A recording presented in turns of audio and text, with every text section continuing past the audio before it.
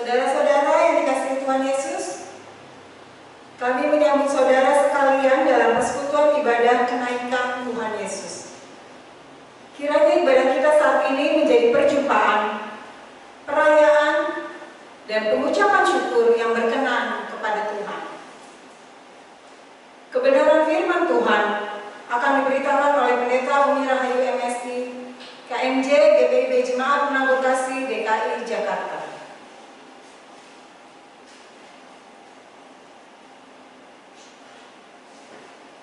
Kristus telah bangkit dari antara orang mati, menang atas kubur, menang atas maut.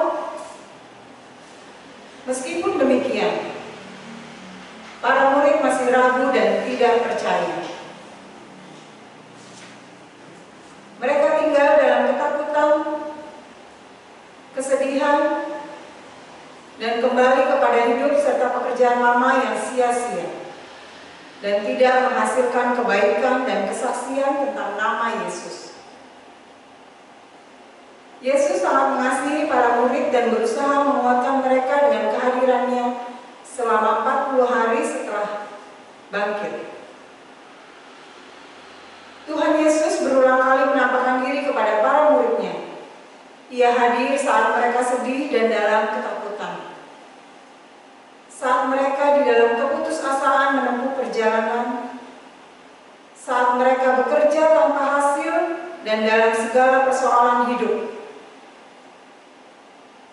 Ia hadir untuk mengubah sedih menjadi kebahagiaan, mengubah putus asa menjadi pengharapan, mengubah yang tidak berhasil menjadi berhasil, mengubah segala hal dan membuat indah untuk dialami. Di dalam semua kehadiran dan penampakannya, Tuhan Yesus meyakinkan para murid dan juga kita bahwa Ia adalah Tuhan yang bangkit dan hidup. Ia akan selalu menyertai, menolong, dan memberi damai sejahtera bagi kita yang percaya kepadanya. Pada hari ini, hari ke-40 sesudah Paskah, kita semua datang untuk merayakan hari Kristus naik ke surga. Ia naik ke surga untuk menerima kembali tahta kemuliaannya sebagai Raja di atas segala raja dan Tuhan di atas segala Tuhan.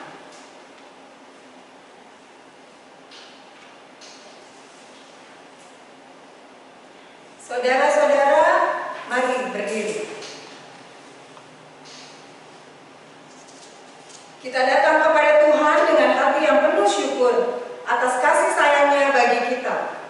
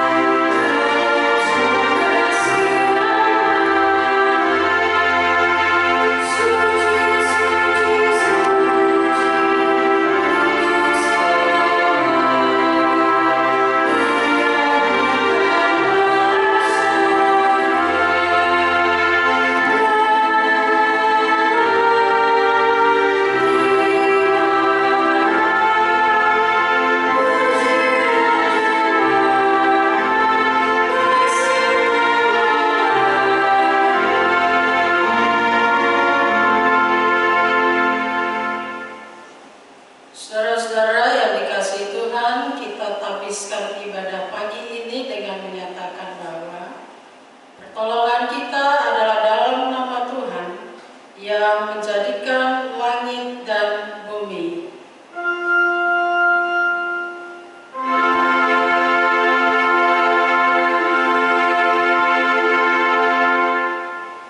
Nas pembimbing hari ini terambil dari Mazmur 18 ayat 2 dan 3 yang menyatakan, ia berkata, aku mengasihi Engkau ya Tuhan kekuatanku, kubu pertahananku dan penyelamatku, Allahku, gunung batuku, tempat aku berlindung, perisaiku, tanduk keselamatanku, kota bentengku.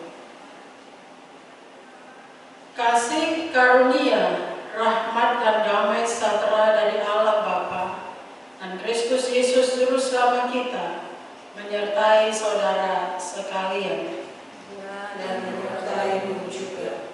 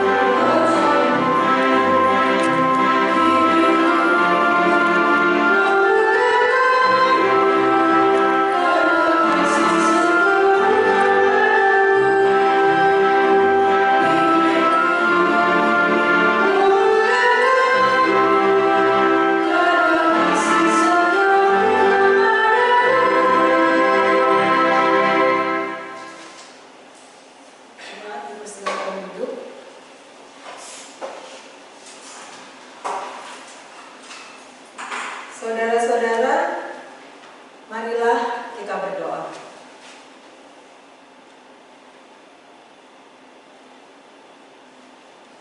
Bapa, Pencipta dan Penguasa semesta, Engkaulah pemilik kehidupan ini dengan kuasa besar. Kristus telah bangkit dari kematian dan menaklukkan segala kuasa di bawah kakinya. Dan di hari ini, Dia menerima kemuliaan sebagai Raja di atas segala raja dan Allah di atas segala Allah. Dalam kemenangan Kristus telah menyelamatkan kami dari dosa dan maut. Namun, kami tidak menjaga dan memelihara anugerah keselamatan itu dengan baik. Hidup kami masih terpaut pada kesombongan, egois, serakah, tidak adil terhadap orang lain, tidak jujur dalam berkata dan berperilaku, pengandalan diri sendiri, bahkan kami lebih mengandalkan kemampuan diri kami sendiri dan orang-orang yang ada di sekitar kami.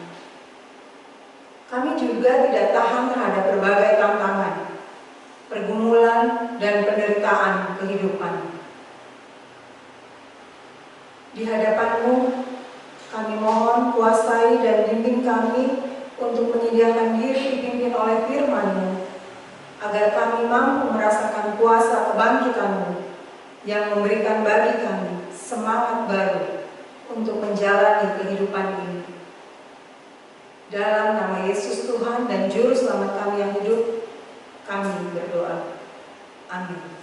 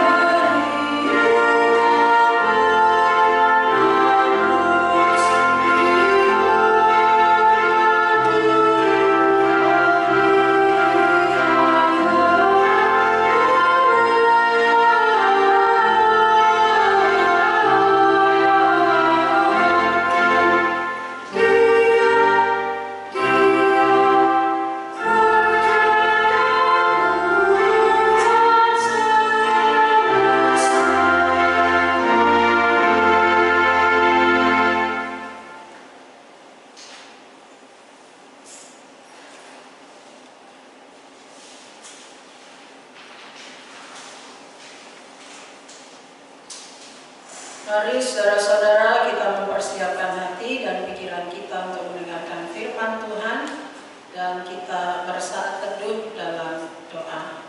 Kita berdoa. Engkau tidak pernah meninggalkan kami sedetik pun. Engkau senantiasa membimbing kami dan menuntun jalan kami. Pun ketika kami beribadah saat ini, karena kuasa kasih-Mu dan Roh-Mu yang kudus selalu melembutkan hati kami, agar kami memiliki kerinduan untuk datang kepadamu bersekutu, mendengarkan suara-Mu, merenungkan firman-Mu, dan belajar berdiam di hadapan-Mu dalam tuntunan hikmat-Mu, agar kami senantiasa dibentuk oleh firman Tuhan di tengah-tengah segala pergumulan, kesulitan hidup, tantangan hidup yang kami alami. Bersabdalah ya Tuhan, anak-anak-Mu setia mendengarkan firman-Mu.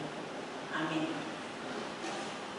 Saudara-saudara yang dikasihi oleh Tuhan Yesus Kristus, mari kita berdiri untuk mendengar firman Tuhan yang dibacakan dari Alkitab.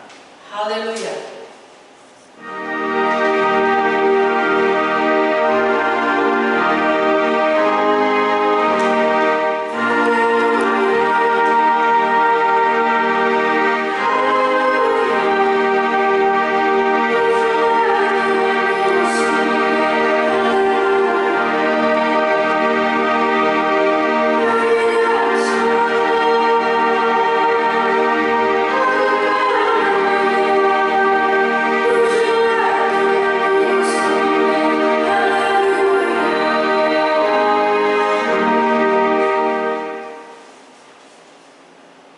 Pembacaan Alkitab pada hari ini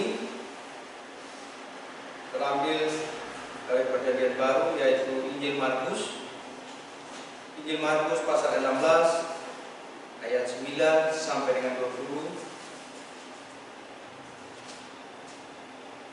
yang berbunyi demikian. Yesus beberapa kali menampakkan diri dan mengutus murid-muridnya. Yesus terangkat ke surga. Setelah Yesus bangkit pagi-pagi pada hari pertama minggu itu, Ia mula-mula menampakkan dirinya kepada Maria Magdalena. Daripadanya Yesus pernah mengusir 7 setan. Lalu perempuan itu pergi memberitahukannya kepada mereka yang selalu mengiringi Yesus dan yang pada waktu itu sedang berkabung dan menangis. Tetapi ketika mereka mendengar bahwa Yesus hidup dan telah dilihat olehnya, mereka tidak percaya. Sesudah itu Ia menampakkan diri dalam rupa yang lain kepada 2 orang dari mereka, ketika keduanya dalam perjalanan keluar kota. Lalu kembalilah mereka dan memberitahukannya kepada teman-teman yang lain. Tetapi kepada mereka pun teman-teman itu tidak percaya. Akhirnya Ia menampakkan diri kepada ke-11 orang itu ketika mereka sedang makan, dan Ia mencela ketidakpercayaan dan kedegilan hati mereka, oleh karena mereka tidak percaya kepada orang-orang yang telah melihat Dia sesudah kebangkitannya. Lalu Ia berkata kepada mereka, "Pergilah ke seluruh dunia, beritakanlah Injil kepada segala makhluk. Siapa yang percaya dan dibaptis akan diselamatkan, tetapi siapa yang tidak percaya akan dihukum. Tanda-tanda ini akan menyertai orang-orang yang percaya. Mereka akan mengusir setan-setan demi nama-Ku. Mereka akan berbicara dalam bahasa-bahasa yang baru bagi mereka. Mereka akan memegang ular, dan sekalipun mereka minum racun maut, mereka tidak akan mendapat celaka. Mereka akan meletakkan tangannya atas orang sakit, dan orang itu akan sembuh." Sesudah Tuhan Yesus berbicara demikian kepada mereka, sebelah kanan Allah. Mereka pun pergilah memberitakan Injil ke segala penjuru, dan Tuhan turut bekerja dan menghidupkan firman itu dengan tanda-tanda yang menyertainya. Demikian pembacaan Alkitab. Hendaklah firman Tuhan dengan segala kekayaannya diam di dalam hatimu, dan ucaplah syukur kepada Allah.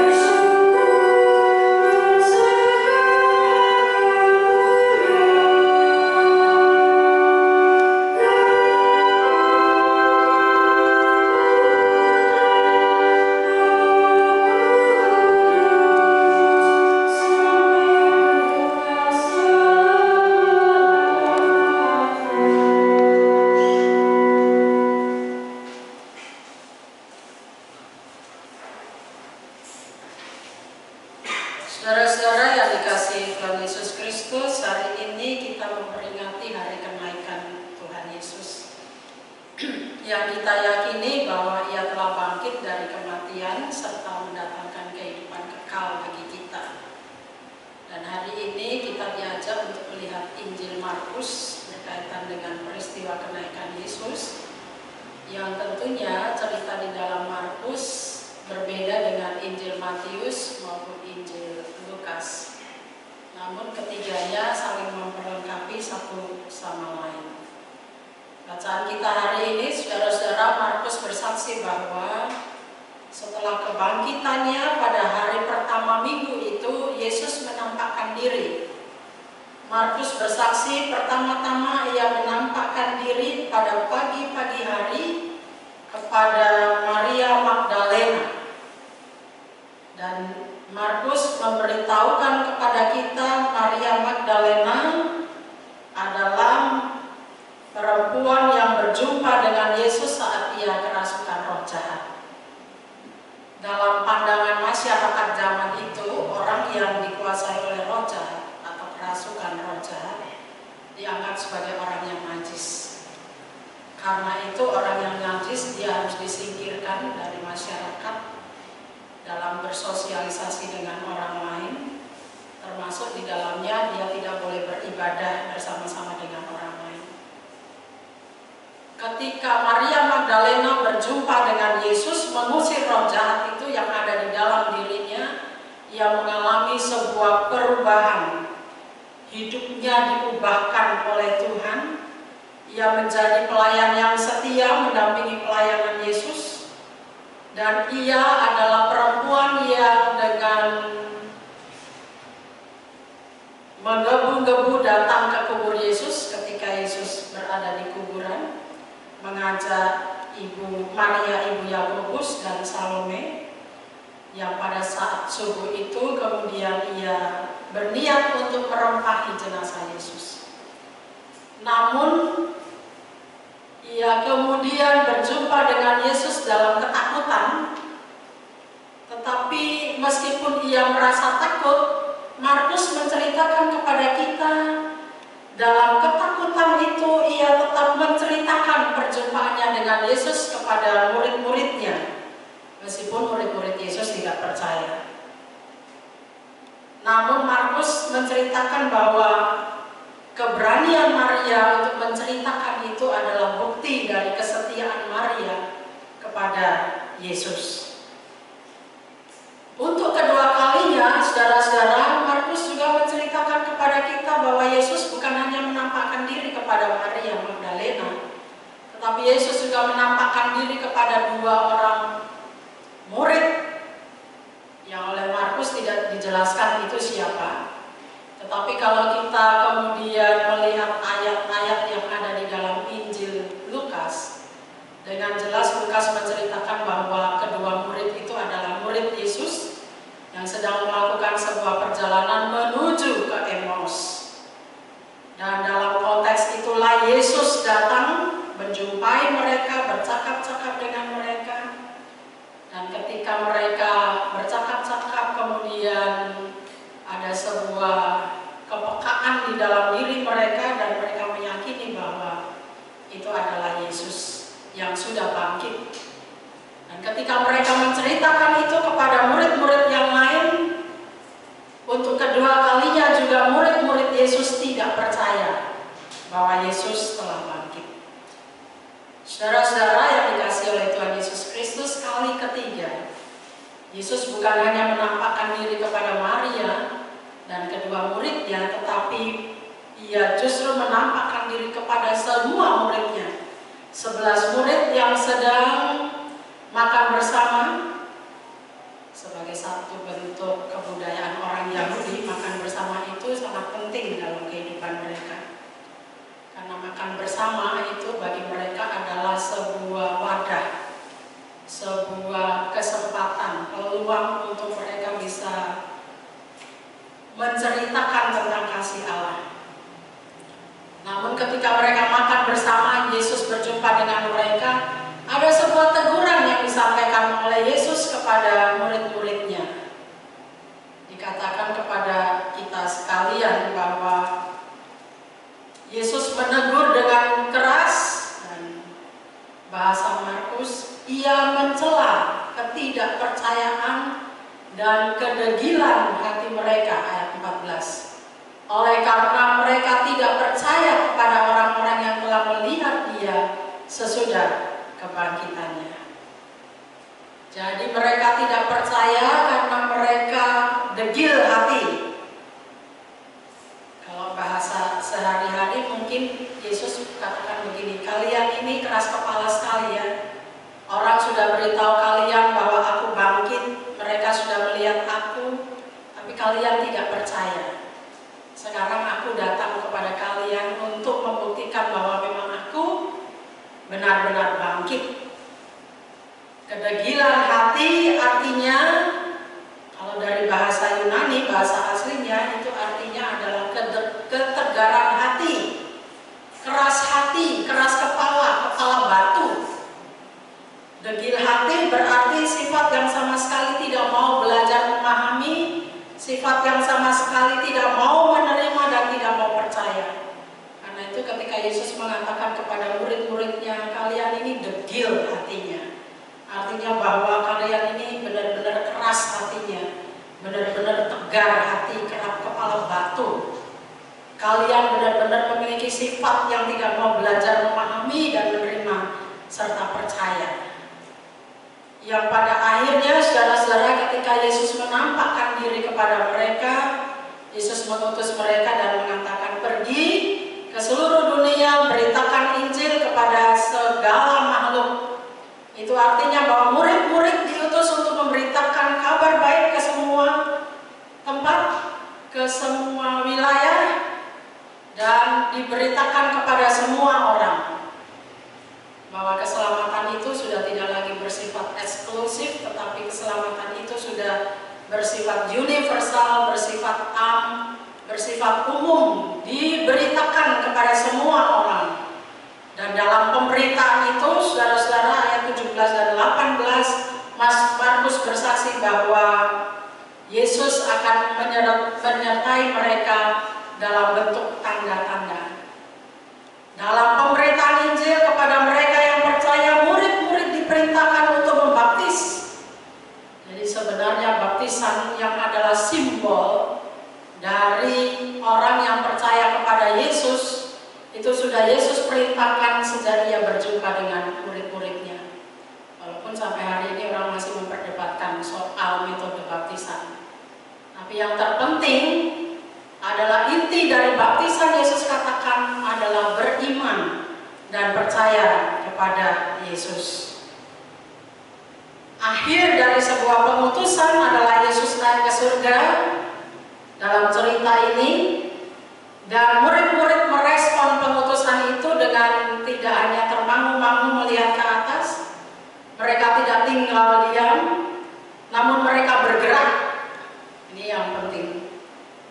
Mereka bergerak, tidak diam, bergerak memberitakan Injil sesuai perintah Yesus, karena mereka sudah mendapatkan sebuah penguatan bahwa Yesus akan menyertai mereka dalam pemberitaan itu, dan Yesus akan memampukan mereka dan memberikan kepada mereka keberanian untuk memberitakan bahwa Ia bangkit dari kematian. Saudara-saudara yang dikasihi oleh Tuhan Yesus Kristus, belajar dari firman Tuhan ini, maka keberanian itu dibutuhkan dalam kehidupan orang percaya. Keberanian untuk apa? Keberanian untuk menceritakan tentang Yesus yang bangkit. Pada zaman sekarang ini tidak selalu harus dalam bentuk kata-kata verbal. Datang ke rumah orang bawa Alkitab lalu kemudian cerita.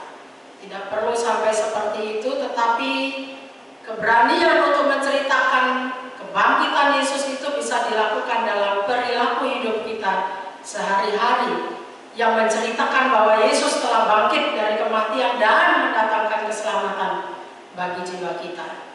Kita bisa belajar dari Maria Magdalena, imannya kepada Kristus tidak luntur meskipun ia berhadapan dengan tekanan.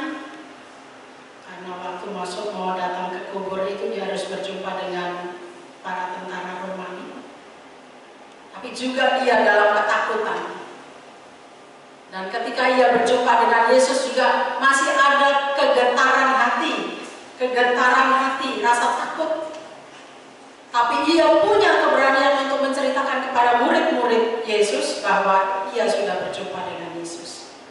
Kita pun saudara-saudara dimotivasi untuk memiliki iman yang sama seperti Maria Magdalena, dengan latar belakang masa lalu yang berbeda-beda. Yesus sudah tidak memandang itu, tapi Yesus mau supaya setiap orang yang percaya kepadanya, meskipun ada dalam tekanan, dalam ketakutan, dalam penderitaan, ia tetap percaya kepada Tuhan dan memberitakan kabar baik kepada semua orang. Pemberitaan Injil itu tidak hanya dilakukan pada saat kita merasa nyaman, namun ketika kita berhadapan dengan tekanan, justru firman Tuhan hari ini mendorong kita untuk bersaksi tentang kebangkitan Kristus.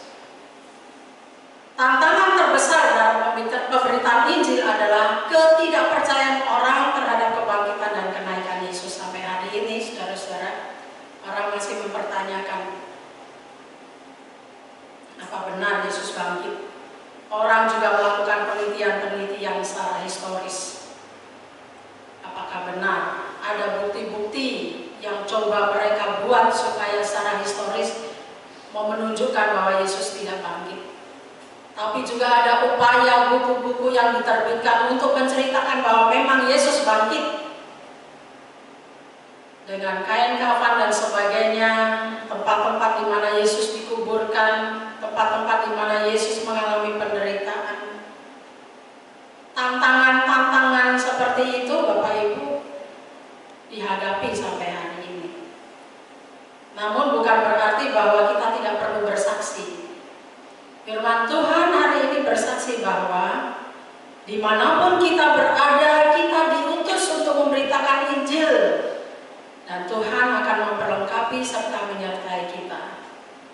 Tanda-tanda ajaib akan menyertai kita jika kita terus percaya pada kuasa kasih Kristus yang bekerja dalam proses pemberitaan Injil itu. Jadi ketika kita memberitakan Injil, ada sebuah keyakinan, ada sebuah kepercayaan yang sungguh kepada Kristus. Kita sendiri akan seperti Maria Magdalena yang mengalami keajaiban-keajaiban hidup. Ada perubahan hidup di dalam diri kita yang mungkin kita tidak melihat, tapi orang lain bisa melihat perubahan hidup kita. Dan Kristus memperlengkapi kita dalam proses pemberitaan Injil itu. Pemberitaan Injil bisa dilakukan dimanapun dengan segala tantangan, ancaman dan sebagainya yang kita alami, baik dalam pekerjaan, dalam kehidupan bermasyarakat dan sebagainya. Tetapi firman Tuhan hari ini mengingatkan kita bahwa orang yang percaya kepada Tuhan diutus untuk memberitakan Injil. Karena Yesus tidak akan tinggal diam atas pekerjaan kesaksian kita. Ia sendiri yang akan menjumpai orang-orang yang perlu ia jumpai dengan caranya. Jadi kita juga tidak perlu ngotot mau merubah orang,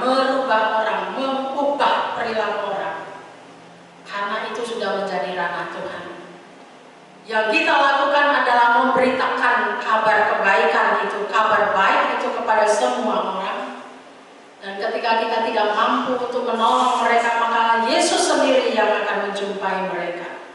Seperti yang Yesus lakukan untuk 12 muridnya. Ketika Maria Magdalena datang kepada mereka, mereka tidak percaya.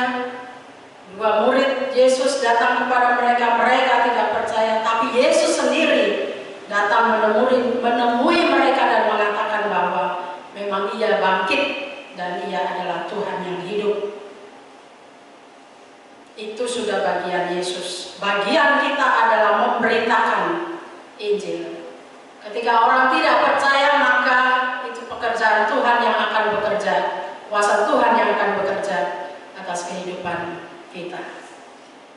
Saudara-saudara yang dikasihi oleh Tuhan Yesus Kristus, dalam hidup pelayanan pun firman Tuhan juga mengingatkan kita bahwa setiap orang yang percaya kepada Yesus diutus untuk memberitakan Injil karena Yesus dan menjadikan Yesus sebagai sumber kekuatan yang akan menolong kita untuk melihat kuasa Yesus yang bekerja atas hidup kita. Karena firman Tuhan membentuk karakter kita. Firman Tuhan mengubah kita. Firman Tuhan menolong kita untuk bersaksi tentang kasih-Nya. Tantangan dalam melaksanakan tugas pengutusan akan selalu kita hadapi. Namun kita juga dapat belajar bahwa keberanian di tengah ketakutan, keberanian di tengah kekhawatiran, keberanian untuk bersaksi di tengah-tengah berbagai tantangan yang ada, itu merupakan satu bentuk iman dan kesetiaan kita kepada Tuhan. Peristiwa kenaikan Yesus hari ini menolong kita untuk memiliki keberanian. Keberanian untuk tetap beriman, keberanian untuk tetap percaya kepada Yesus yang bangkit, yang juga memberikan kepercayaan kepada kita untuk bersaksi bahwa Ia hidup. Tuhan memberkati. Amin.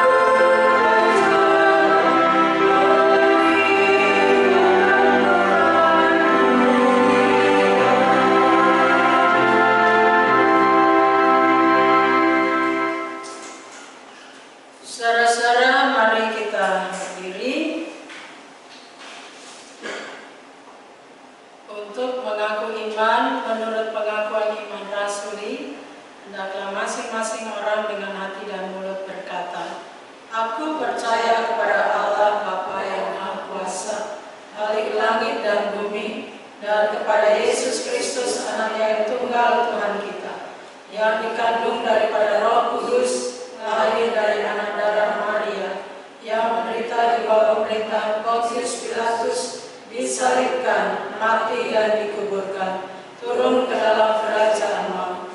Pada hari yang ketiga, bangkit pula dari antara orang mati, naik ke surga, duduk di sebelah kanan Allah, Bapa yang Maha Kuasa, dan akan datang dari sana untuk menghakimi orang yang hidup dan mati. Aku percaya kepada Roh Kudus, gereja yang kudus dan am, persekutuan orang kudus, pengampunan dosa, kebangkitan daging, dan hidup yang kekal. Persilakan duduk, Bapak Ibu. Bersama-sama kita akan masuk dalam doa syafaat. Mari kita berdoa.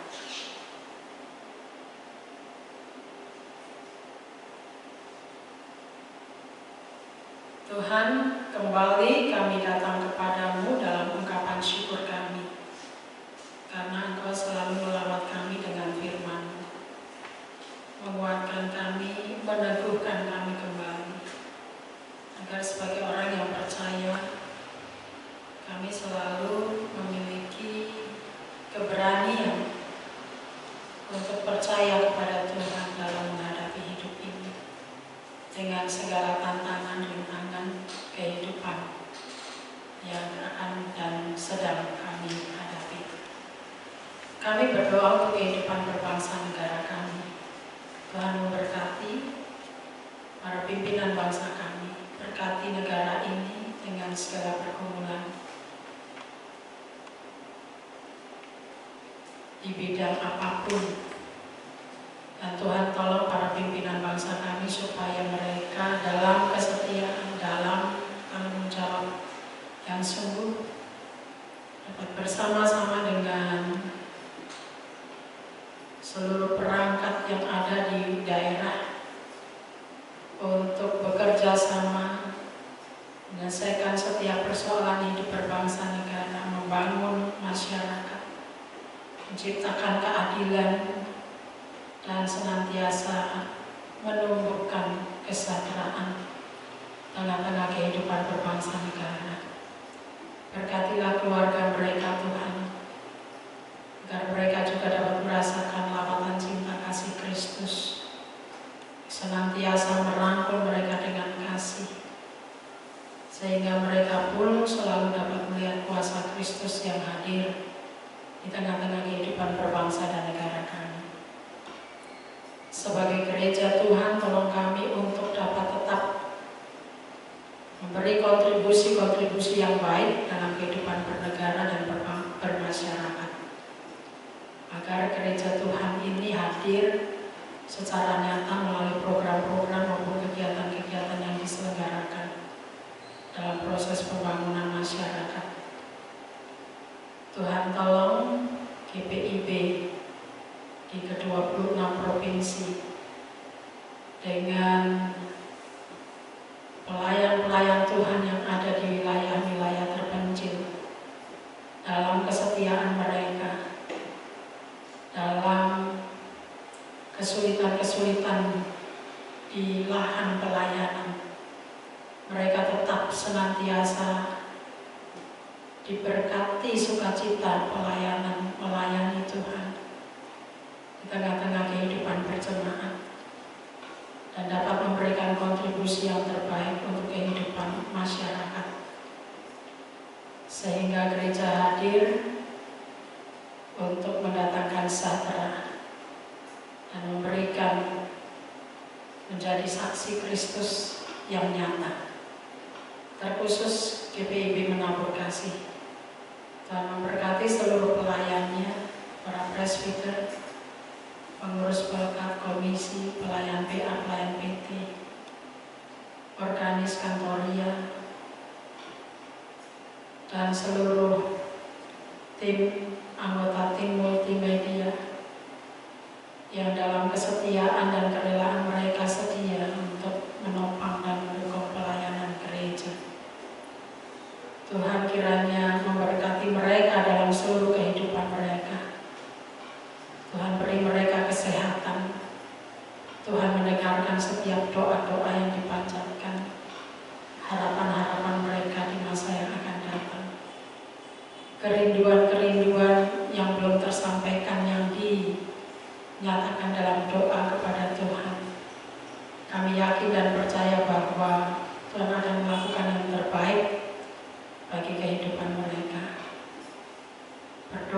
kiranya Tuhan memberkati akan setiap jemaat Tuhan yang sudah lanjut usia.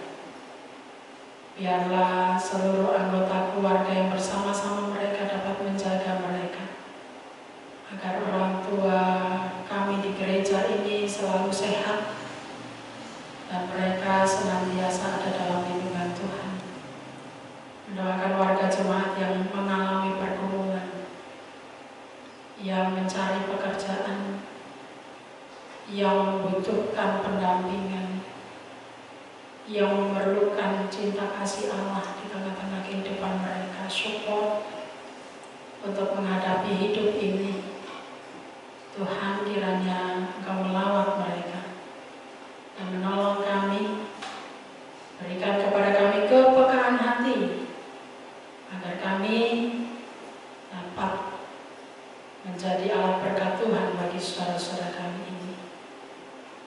Bagi keluarga yang sedang berduka, Tuhan, kiranya kedukaan itu mengingatkan akan kefanaan kami sebagai manusia.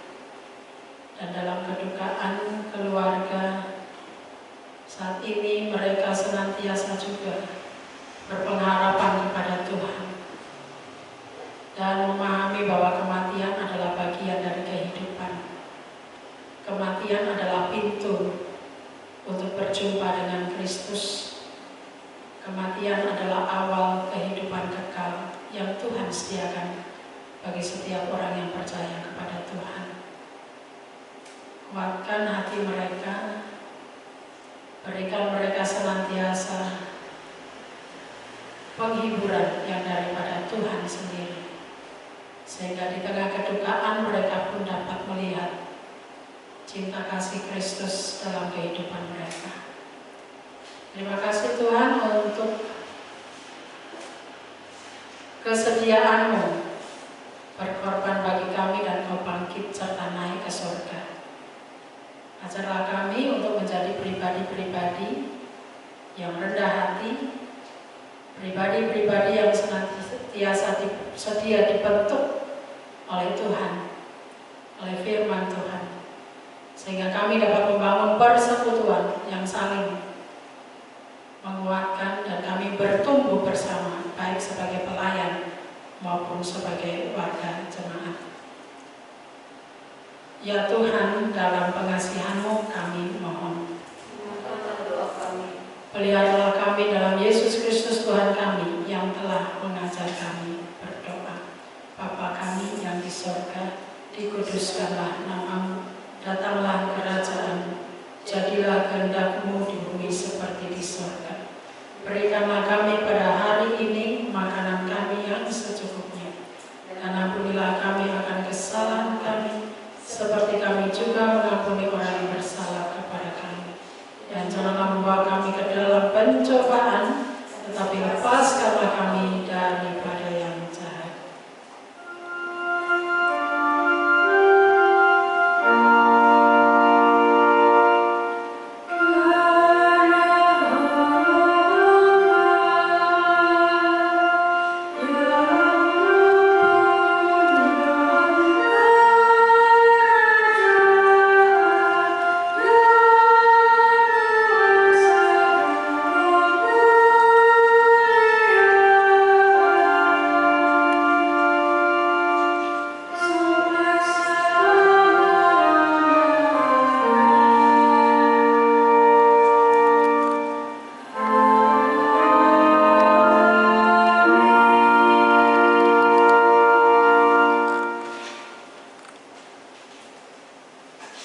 Saudara-saudara, mengucaplah syukurlah atas karya Allah yang terjadi dalam hidup kita. Nyatakanlah kemurahan-Nya melalui persembahan yang kita berikan dengan mengingat firman Tuhan yang tertulis dalam Filipi pasal 4 ayat 6. Janganlah hendaknya kamu khawatir tentang apapun juga, tapi nyatakanlah dalam segala hal keinginanmu kepada Allah dalam doa dan permohonan dengan ucapan syukur. Tuhan memberkati persembahan saudara.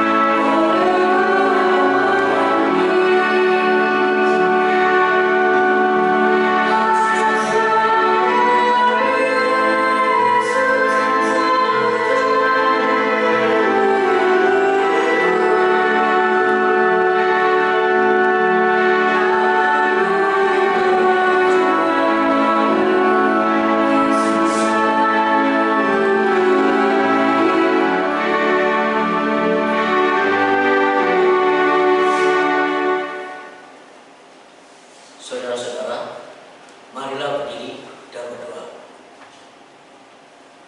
Tuhan Yesus, kami bersyukur dan bersujud menyembah-Mu karena Engkau naik ke surga untuk menjadi Raja yang berkuasa. Berilah kuasa dan kemuliaan-Mu agar kami selalu menyembah-Mu sebagai Raja dan Tuhan kami, serta bersaksi tentang nama-Mu dengan seluruh hidup kami. Terima dan kuduskan persembahan kami agar berguna untuk pelayanan kasih dan keadilan bagi sesama demi kemuliaan nama Tuhan. Amin.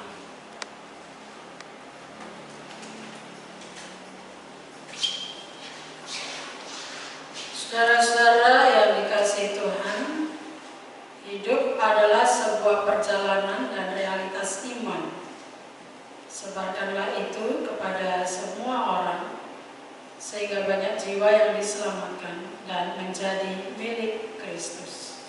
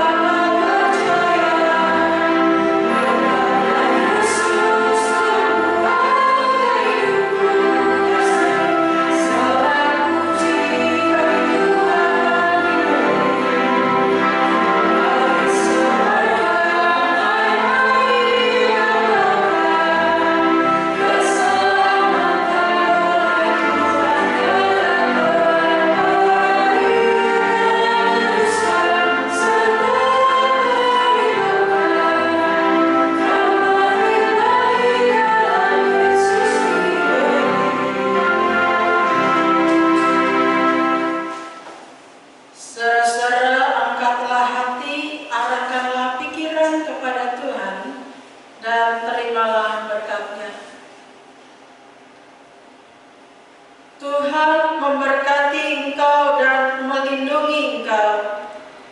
Tuhan menyinari engkau dengan wajah-Nya